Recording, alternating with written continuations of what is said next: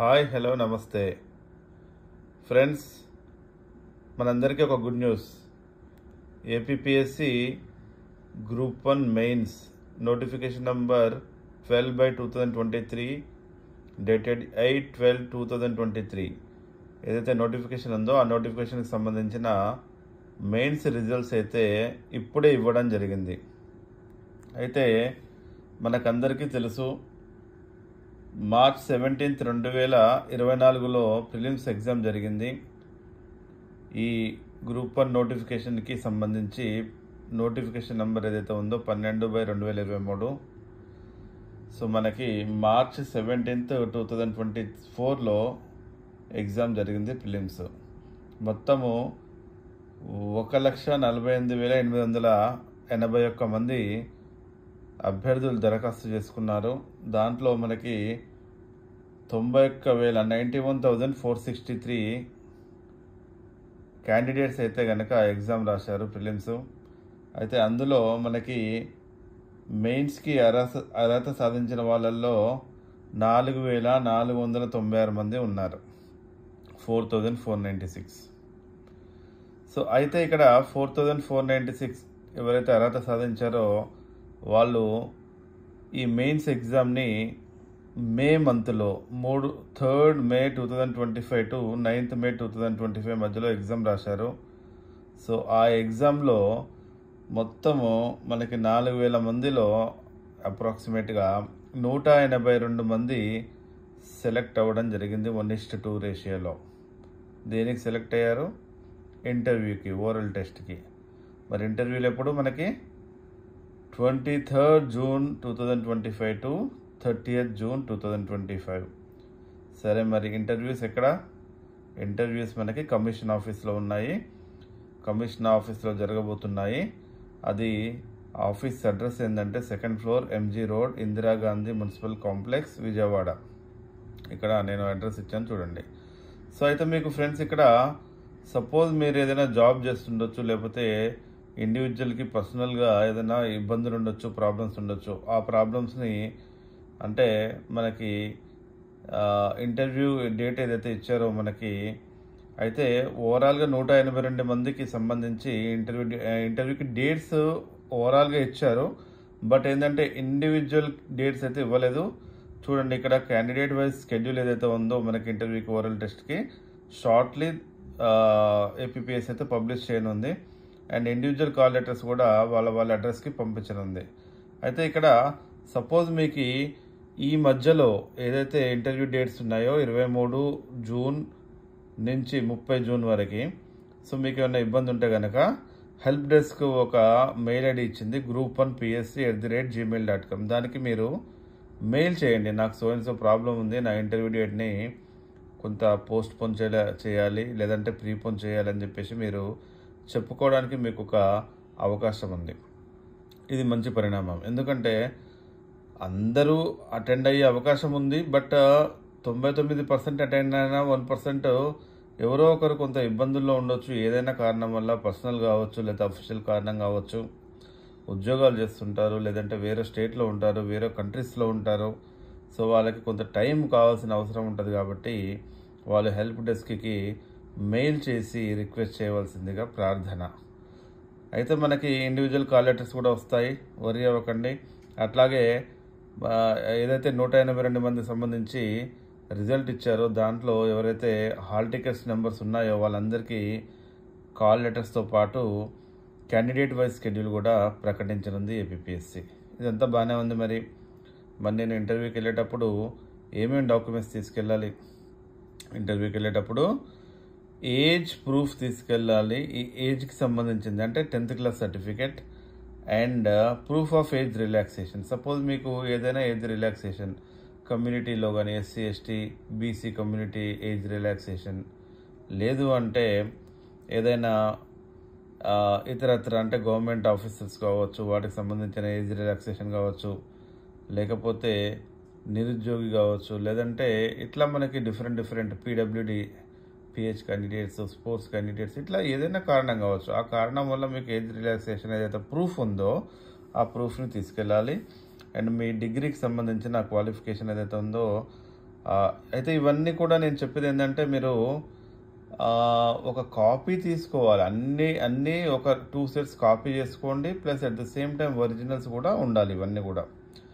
So మెయిన్‌గా age, proof of age relaxation, qualification అయితే అందరి దగ్గర ఉంటాయి నాకు తెలిసి. స్టడీ సర్టిఫికేట్స్ చాలామంది దగ్గర ఉండవండి. స్టడీ సర్టిఫికేట్స్ తొందరగా తీసుకోండి ఒకవేళ లేకపోతే. అండ్ స్టడీ సర్టిఫికేట్ కనుక లేకపోతే మీరు ఎంఆర్ఓ ఆఫీస్కి వెళ్ళి రెసిడెన్స్ సర్టిఫికేట్, అంటే నేను ఫలానా ఇంట్లో నివాసం ఉంటున్నాను చాలా సంవత్సరాల నుంచి అని చెప్పేసి రెసిడెన్స్ సర్టిఫికేట్ తీసుకుంటే కనుక ఆ పర్టికులర్ ఏరియాకి మీరు, ఆ పర్టికులర్ జోన్కి మీరు లోకల్ అవుతారు. అట్లాగే లోకల్ సర్టిఫికేట్ అంటే ఇప్పుడు సపోజ్ నేను ఆంధ్రప్రదేశ్కి సంబంధించిన వాడినా లేకపోతే కాదా. సపోజ్ చాలామంది తెలంగాణ నుంచి ఆంధ్రప్రదేశ్కి కానీ, లేదంటే ఆంధ్రప్రదేశ్ వాళ్ళే తెలంగాణలో చాలా సంవత్సరాల నుండి మళ్ళీ ఆంధ్రప్రదేశ్కి మైగ్రేట్ అయిన వాళ్ళు కూడా ఉంటారు కాబట్టి వాళ్ళు లోకల్ సర్టిఫికేట్ తీసుకోవాలి ఎంఆర్ఓ ఆఫీస్కి వెళ్ళి. అట్లాగే ఇంటిగ్రేటెడ్ క్యాస్ట్ కమ్యూనిటీ సర్టిఫికేట్ కావాలి ఒకవేళ బీసీ, ఎస్సీ, ఎస్టీలు అయితే కనుక, ఈడబ్ల్యూఎస్ అయినా కూడా. సో బీసీకి నాన్ క్రిమిలియర్ సర్టిఫికేట్ కావాలి. ఆ జీఓఎంఎస్ నెంబర్ చూడండి, మనకి GOMs number 3 dated 4/4/2006 and GOMs number 26 dated 9/2/2013. So ఈ జీఓఎంఎస్ నెంబర్స్ ఏవైతే ఉన్నాయో ఆ బీసీ నాన్ క్రిమిలియర్ సర్టిఫికేట్లో క్లియర్గా కనిపించాలి. అట్లాగే ఒకవేళ ఈడబ్ల్యూఎస్ అయితే కనుక జీఓఎంఎస్ నెంబర్ 73 డేటెడ్ 4/8/2021. అట్లాగే ఒకవేళ ఫిజికల్లీ హ్యాండిక్యాప్డ్ కానీ లేదా స్పోర్ట్స్ పర్సన్స్ కానీ ఉంటే కనుక వాళ్ళు కూడా వాటికి సంబంధించిన సర్టిఫికేట్ తీసుకోవాలి. అయితే ఇదంతా బాగానే ఉంది. మరి వెబ్ ఆప్షన్స్ ఎట్లా పెట్టుకోవాలి, గ్రూప్ 1కి సంబంధించి ఏ పోస్టులు ఉన్నాయని చెప్పేసి మనము లైట్గా డిస్కస్ చేద్దాము. మనకి గ్రూప్ 1కి సంబంధించి మీకు అంతా తెలిసిన విషయమే. వివిధ రకాల పోస్టులు ఉన్నాయి. ఆ వివిధ రకాల పోస్టులో డిప్యూటీ కలెక్టర్ 9 ఉన్నాయి, సిటిఓ 18 ఉన్నాయి, డిఎస్పి సివిల్ వచ్చి 26 ఉన్నాయి, డిఎస్పి జైల్స్ 1 ఉంది, డిఎఫ్ఓ అంటే డివిజనల్ ఫైర్ ఆఫీసర్ 1 ఉంది, రీజనల్ ట్రాన్స్పోర్ట్ ఆఫీసర్ 6 ఉన్నాయి, district BC welfare officer 1, district social welfare officer 3, deputy registrar cooperative societies ఏదైతే ఉందో 5 పోస్టులు ఉన్నాయి, మున్సిపల్ కమిషనర్ 1 పోస్ట్ ఉంది, assistant prohibition and excise superintendent ఏదైతే ఉందో అది 1 పోస్ట్ ఉంది, assistant treasury officer, accounts officer ఏదైతే ఉందో అది 3 ఉన్నాయి, డిస్ట్రిక్ట్ ఎంప్లాయ్మెంట్ ఆఫీసర్ మనకి 3 పోస్టులు ఉన్నాయి, డిఈఓ 4 ఉన్నాయి, అసిస్టెంట్ ఆడిట్ ఆఫీసర్ మనకి 2 ఉన్నాయి. మొత్తం కలిపితే 81 పోస్టులు ఉన్నాయి. ఆ 81 పోస్టులకు సంబంధించి 182 మందిని షార్ట్ లిస్ట్ చేయడం జరిగింది. ఫ్రెండ్స్ అంతా బాగానే ఉంది. మీరు చేయాల్సింది వెబ్ ఆప్షన్స్ కూడా పెట్టుకోవాల్సిన అవసరం ఉంటుంది కాబట్టి వెబ్ ఆప్షన్స్ ఎట్లా పెట్టుకోవాలి ఏందనేది నేను ఆల్రెడీ వీడియో చేశాను. ఆ వీడియో క్లియర్గా చూడండి, ఎందుకంటే వెబ్ ఆప్షన్స్ చాలా ఇంపార్టెంట్. మీరు 1:2 రేషియోలో సెలెక్ట్ అయ్యారు, బట్ మీ ర్యాంక్ ఏదో మీకు తెలియదు ప్రస్తుతానికి. అంటే మీకు ఎన్ని మార్క్స్ వచ్చాయి, మీరు ఎంతమంది కంటే ముందున్నారు, ఎంతమంది కంటే వెనుకున్నారని తెలియదు. కాబట్టి మీరు వెబ్ ఆప్షన్స్ కరెక్ట్గా మీరు ఎక్సర్సైజ్ చేయాలి. వెబ్ ఆప్షన్స్ కరెక్ట్గా ఎక్సర్సైజ్ చేస్తే కనుక మీకు రావాల్సిన పోస్ట్ వస్తుంది. అయితే నేను ఓవరాల్గా ఒక ఏదైతే వెబ్ ఆప్షన్స్ ఉంటాయో అంటే మన పోస్ట్ ప్రిఫరెన్స్ ఉంటాయో ఓవరాల్గా చెప్తాను చూడండి. మెయిన్ పోస్ట్ ఎవరైనా సరే పెట్టుకోవాల్సింది డిప్యూటీ కలెక్టర్ కానీ డిఎస్పీ కానీ. సో దాని తర్వాత నెక్స్ట్ మనకి మెయిన్ పోస్ట్ వచ్చేసి ఆర్టీఓ, రీజనల్ ట్రాన్స్పోర్ట్ ఆఫీసర్ లేదా మున్సిపల్ కమిషనర్.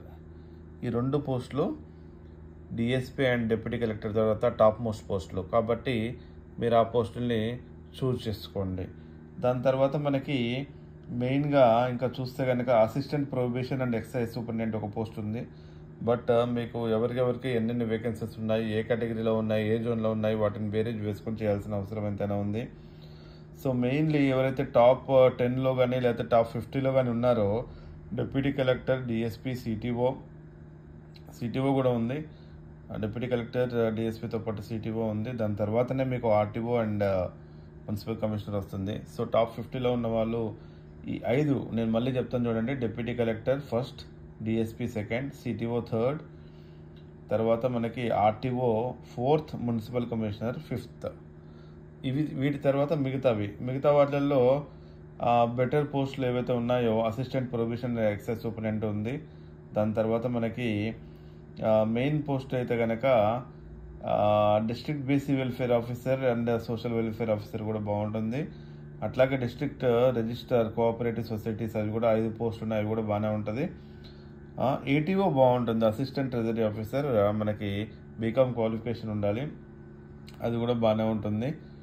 తర్వాత అసిస్టెంట్ ఆడిట్ ఆఫీసర్ మీరు లాస్ట్లో పెట్టుకోవాల్సింది ఏంటంటే మెయిన్గా డివిజనల్ ఫైర్ ఆఫీసర్ ఒకటి, రెండోది డిఎస్పీ జైల్స్. లేడీస్కి అయితే కనుక అది కూడా ఉండదు, ఎందుకంటే మనకి డిఎస్పీ జైల్స్ అనేది మెన్కి సంబంధించిన పోస్టు. అట్లాగే ఫైనల్గా డిస్ట్రిక్ట్ ఎంప్లాయ్మెంట్ ఆఫీసర్. అయితే మీరు ఈ ప్రిఫరెన్స్ నేను ఇప్పుడైతే ఓవరాల్గా ఏదో ఫటాఫట్ చెప్పాను, కానీ నేను నా వీడియోలో ఆల్రెడీ చెప్పాను, మీరు దయచేసి ఆ వీడియో చూడండి. చాలా నీట్గా ఎక్స్ప్లెయిన్ చేయబడింది గ్రూప్ 1కి సంబంధించి post preferences. So I wish you all the best friends. మీ అందరూ మంచి గ్రూప్ 1 పోస్టులు కొట్టి చాలా ఉన్నత శిఖరాలని అధిరోహించారని నేను సర్వదా భావిస్తాను. I wish you all the best.